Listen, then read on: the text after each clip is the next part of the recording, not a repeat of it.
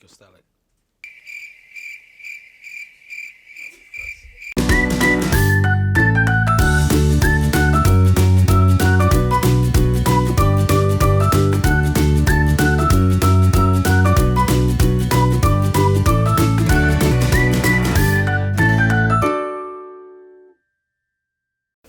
Hi everyone, it's good to see you again. Thanks for all the engagement, all the love. Thanks for keeping up with us. So today we're talking about something people cry about, work hard about, are pressured about, post on Instagram about, Pray about, lie about, cheat about. fall sick about. Okay, it's not that deep, but It's it's gonna be actually deep, that oh, deep. yeah. Because today we're talking about the post-baby body. Yeah. The woman, pregnancy, eating habits, body changes, stretch marks, flabby tummy.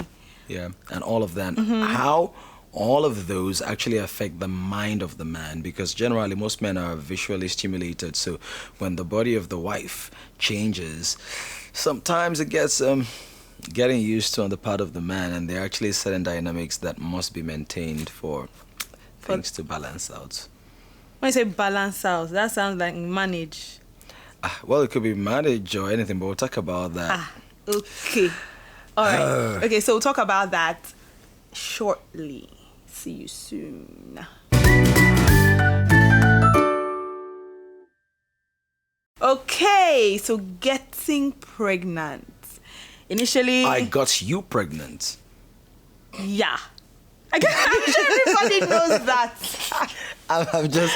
This is a getting pregnant now, so I don't want to look like I didn't do anything. When you were getting pregnant, what was I doing? Okay. Yeah. All right. So initially, the excitement, you're waiting for the bomb to come out, and every time you're looking in the mirror, you're doing like this. Yeah. There's a bun in the oven. You now start putting your hand there all the time, even though there's nothing happening there. But and then the tummy starts bulging, and then some other things start bulging as well, and you're like, okay. For some people, though, not for everyone. So the nose also comes out.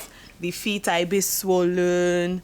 You can't wear your skinny jeans anymore, and all of that. And then some people have like different things on their faces. Yeah, people like start breaking out. You all. can't eat this, you can't eat that. Right, so some people start craving, and so they don't really want to eat per se, but the thing is calling them. The ice cream is calling you, the cake is calling you. And then you start off with your first excited antenatal, and you go on the scale, and you're still your regular side, and you're like, yeah, I got this covered. And by your third antenatal appointment, the scale is, you depress the scale. And you're like, okay, I can deal with this. By the next time, I promise myself I will still be this same. And then you come back again and it's something else. Yeah. So it's a lot to manage. Yeah. And for me, though, I think, to be honest, I was a bit, I don't want to say lucky or what. I don't think I was. Maybe lucky, but there were certain things that you still had to. Well, the first thing I know is that I never ate for two at any point. I don't know I don't think it was doctor's advice. Or it's an old wives' tale, this thing of eating for two when you're pregnant. Yeah, because you have a baby now, you have to eat more than your usual rational portion. But what I read up and what I spoke to my doctor about was I eat healthy enough, and then my body produces the other nutrients that my baby needs. So first of all, I never eat for two. And I don't think I'm a generally big eater. So for me, that's what I did. Yeah, so but we'll still talk about that. But we want to still concentrate on when your body was changing, as your body was, because your body still changed, even though like maybe it didn't have to struggle like many people would or many people do, but there were still changes in your body, like certain parts of your body still increased in size. Yeah, my thighs. So how did you feel about that? It? Yes. To be honest, I was quite all right. I liked my bum. My bum increased. Yeah, so I like that part. I like that part. Everything else I was increasing. I wasn't. I liked it too. Yeah, of course you did. Yes. So I was generally okay with it. For me, I think I already accepted early enough that it was just going to be for a season. So from the beginning, I was already thinking of what I was going to do. Immediately, this baby dropped. So I think that helped me get through I'm fat now, I'm not fat now. I think I got up to 77 kilograms. Yeah, what's your usual? Like 60? between 55, 59. So you put on about 18 kilograms. Yes. That was even more than that. I thought maybe you put on like 10 or 12 kilograms. No, a lot more. Wow. Yes, by the end of it. So I was, the day I was going into labor, I know we have those videos and pictures. I was a fat blob. Uh-huh. I was really all over the place. I remember. I want to use the word blob. I mean, give you extra mic. Talk. I want to use the word blob, but you blew up. Wow. No. How is this better? I don't understand. Oh, okay. You know what? I can't even win this argument. It's not an argument. Let me just say you blew yourself. up. You had a generous expansion procedure. Not procedure. You became generous in your physical. I remember that there was one episode of a vlog video that we actually tried to do, and I said we can't really use that, because I'm just too. But we might have to use it to show the before and after. We're not using it. We might have to, so people can appreciate. Anyway, first of all, we'll still talk about commending you, yeah. But I think that these changes happen no matter how disciplined you are. Yeah. As a woman. You will be bigger. Yes. You will be bigger. No matter how disciplined you are, no matter how cautious you are, no matter how much you read, no matter how much you don't eat, your body's going to change. And I saw that happen for you. And in as much as it wasn't anything overt, but there were certain adjustments I still had to make in my own mind through that process and afterwards, especially afterwards. So we're going to talk about that. How does that affect the man in the picture? Because I know there are a lot of my brothers and male figures out there who are like, hey, tell the woman I married, and all of that. That the woman has changed entirely and everything. And I feel you, bro. I feel you. I got you, okay? But they knew she was going to get pregnant, but okay, we'll when you come back. Right now, we're going to talk about how does this change or how do these changes affect the man and his mind. Now, maybe if you do a survey in your own space, you discover that 7 out of 10 guys, the first point of contact with their wives was visual. As in the first point of attraction. Attraction, I should say. So they saw this babe on social media or offline or at a party or in church and they're like, hey, who's that girl? Maybe they didn't necessarily sing like that, but there was just that thing. Men are visually driven, and that's why even after many men get married, they still look at people that say, that person is fine, not necessarily any kind of dirty attraction. That's even another point again. But they still can appreciate, like, marriage doesn't make you blind. It just means that you're committed, and even though you appreciate different flavors of beauty, you know where your loyalty lies. All right. We should talk about that at some point. Yeah, we should. That's a very interesting one. Roving eyes in a Range Rover, out of range, and you're even if he's looking and he now tells you, I see this girl is fine, no. How can you be telling me this girl is fine? What's the meaning of that? I'm right here. Yeah, but the argument is that because you're so fine, your beauty has trained my eyes to recognize beauty. Wow. Wow. Well, let's keep that for another topic. Let's give another topic. So as a guy, when you get married and then your wife's body begins to change, you will definitely notice. Because one of the first point of attraction was the visual, the shape, the curvilinear demeanor or disposition, like the shape making Coca-Cola bottle green with envy and all of that stuff. And then all of a sudden, the shape now becomes a little different. The body looks a little different. And those things were not there before. Now, it takes a lot of maturity to, number one, be ready for it. So I think the challenge is many men are not even ready for it at all. And then for men who are ready for it, there's a difference between reading for an exam and actually writing in the exam hall. Yeah. I know how it is in class. The example seems so much easier. And then you get 2 + 2 = 4. In the exam, they don't ask you half times half equals to blast this and that. Xi raised to the power 6, square roots of exponential, permutation, combination, confusion, and all of that. So that's like the difference. So a while ago, I saw this post on social media, and this guy was talking about how his wife's body had changed massively. Like she had like the heavy dose of stretch marks, which a lot of ladies tend to have when they're pregnant. But she was now saying that she didn't find her attractive again, He was saying... Sorry, yes, was saying that he didn't find her, as in the wife, attractive again. And that he had now started cheating, that he can't even imagine having sex with her. Now, I'm not condoning that at all. I'm not gratifying it, and I'm not saying it's the right thing to do. But while everybody in the almost everybody in the comment section was really attacking this guy and saying, this guy, you're this one, you're that, you're an animal, you're not the person that put the baby in there, I could actually feel for the guy. Not because my wife had stretch marks and all. Thankfully, she didn't have this, so I didn't have to deal with all of those kind of dramatic details. But our body still changed, so I could feel for the guy. Not excusing the guy, but I could feel for the guy. And I think that one of the things about many aspects of our culture is that people tend to be hypocritical. So you don't let people really express themselves or talk about it, but they have to find a way to deal with it. And many times they'll find themselves in a hole where they have to now pretend as if everything is all right. So their marriages, they never recover from this kind of experiences. These are my recommendations for a guy. So when it happened, when my wife's body changed, the first thing I had to remind myself was that she is still a fine girl. So when you remind yourself, are you psyching yourself? No, not what psyching. You actually believe? Not psyching, just remind. Did I still look fine to you? Of course, you looked fine to me. Okay. Yeah. But your body had changed in that season. Okay. So I had to remind my conscious mind that you're still a fine girl and you were a fine girl.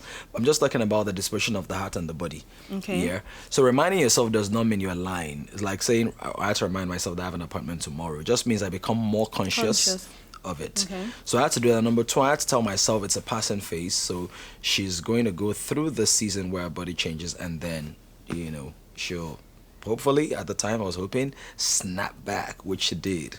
And number 3 was this, that her identity was more important than her state. So sometimes we get distracted by the state of something and miss out on the essence of that thing. So it's like you having water. Water can be liquid, water can be frozen, water can be vapor. So the fact that water is frozen and currently inaccessible does not mean it's useless or that it's not water. Yeah. So especially a lot of young guys, if you're married, you're in your maybe mid-20s, late 20s, early 30s, and you're having that shock, I think these 3 things will really help. Number 4 is this: be willing to support her through the process of the change, because I also realized that if a man is feeling that way, trust me, the lady is also feeling maybe to an exaggerated dimension, thinking, okay, maybe I'm not that beautiful any longer. Yeah, and some women would even go to the extent of hiding their bodies, so they wouldn't want to change in front of their husband or have a bath in front of their husband or their husband, as the case may be. Or sometimes that's when they now end up wearing this boo-boo thing, which the men eventually hate anyway. But it's all in a bid to try to keep up. Cover up. And I think it's also important that you try to keep things as normal as possible. How do you mean normal? So if you guys used to go out before, or talk a lot before, or do things together, I don't think women should isolate themselves or feel less and separate themselves from their husbands in any way, because they don't, even if it's still the sex matter, because that one also comes, and all this issue of the sex will injure the baby, hurts the baby and all that. We now know scientifically, logically, everything is not true. So please, by all means, if your husband enjoys sex, I know that's something you might need to psych yourself about and prepare for, but please give it to him. Especially when you're dealing with all the changes as well, because sometimes what happens is, I remember when I was pregnant. I'm joking, please. But I think that what happens is that sometimes women they're trying to figure out, especially if it's your first pregnancy. You're trying to figure out yourself and your body and your hormones and this new life growing in you, and so you don't really have all that time for somebody else out there. But I think that if men can be psychologically prepared for it and then walk through that process of, she's still a beautiful woman, she's going through a phase, I'm here with her no matter what happens. That may be tough, but it takes a lot of maturity to do that. And if you do that, I think that a lot of the pressure will be let off. So we still need to share how you snapped back. Yeah. And it works different ways for different people. So shimmy. We will know. We will find out. We will talk. Yeah. See ya.